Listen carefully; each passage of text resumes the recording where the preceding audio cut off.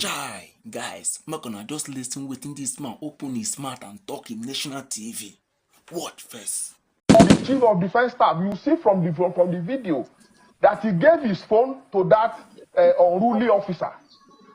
You call him unruly? Yes, because but he says, I'm coming because he was unruly. He gave the phone to him.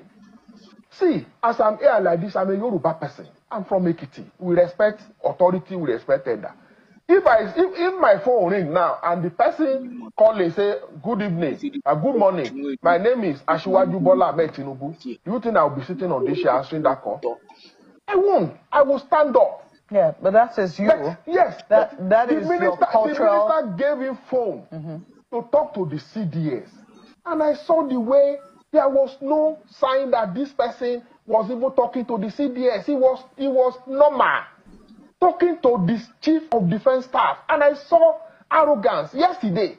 That person, that fellow, that officer was referring to policemen, fellow uniform men, as bloody policemen. You can't talk to me like that. I am a commissioned officer.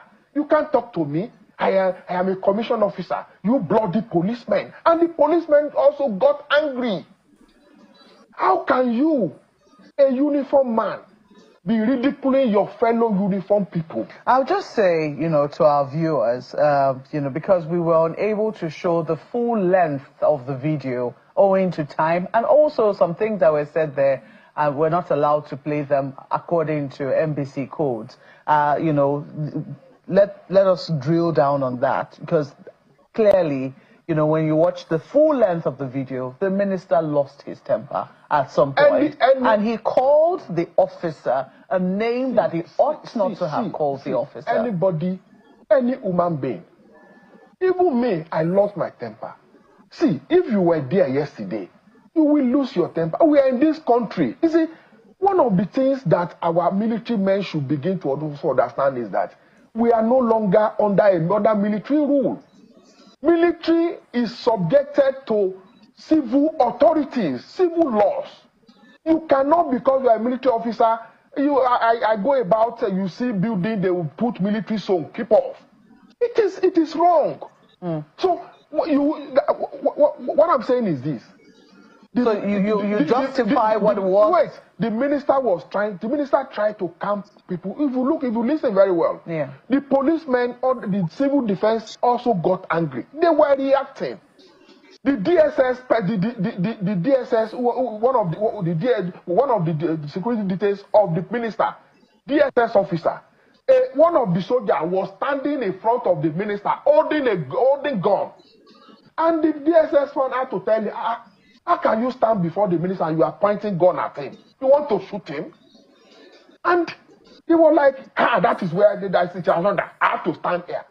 It will get to a level, we are all human beings. It will get to a level when somebody that you feel that should reason, that should operate, you have a level of moral, you have a level of moral, but you don't begin to act like that. I was there. As a human being, I also got pissed off, and I asked myself, is this the kind of country we want to begin? We want to continue to run? That because you are wearing uniform, you are now above everybody.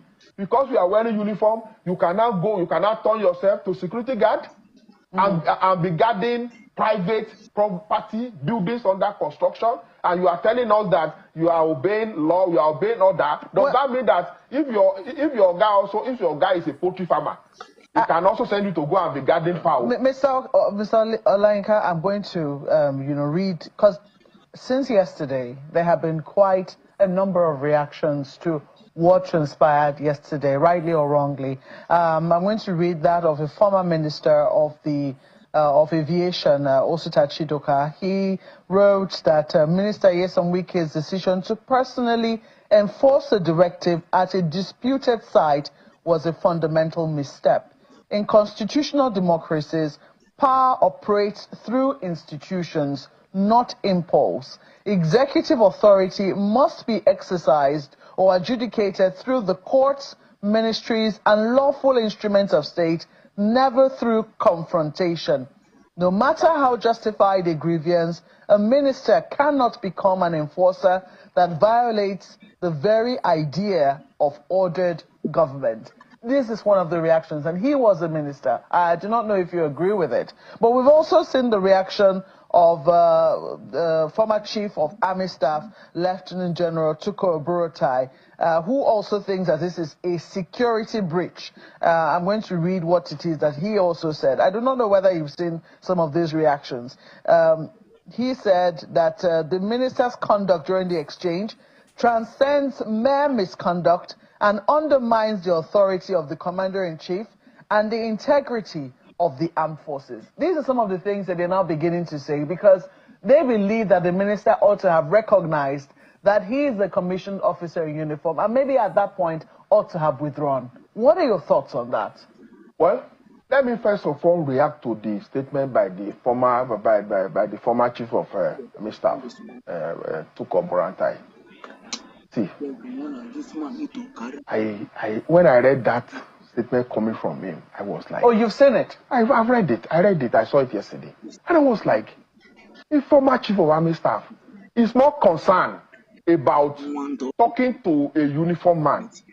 He's not concerned about somebody, uniformed military men, who should be at the war front, naval officer, who should be at the Chad Basin, confronting terrorists, being converted to private guards, guarding uncompleted building.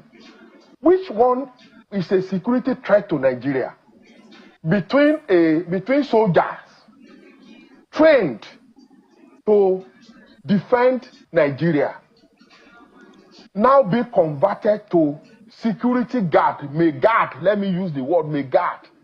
That's very disrespectful of our military, Mr. Olayinka. And we do know that military men also safeguard property. That's exactly what they went to do. Uncompleted building. You see, you can safeguard property. You don't, where people are living there, no property under construction. You are protecting property under construction instead of you to be in Bono. They can fighting insurgents. They can protect property under construction. And a former chief of some people will say they can defend that. I mean, they can protect that if it is within their jurisdiction to do so. You can protect property if it poses security threat to Nigerians.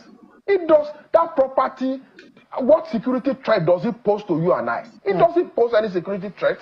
And a former chief of Army Staff is more concerned about a military officer who went to do unlawful duty, because all Chai, guys, and I don't hear the whole rubbish when the man talk, Abi. A point of time I was looking for English when you go to qualify the rubbish when you go talk. Make I just leak one secret for you guys. God just answer Fubara prayer this time around. A prayer answer from Fubara.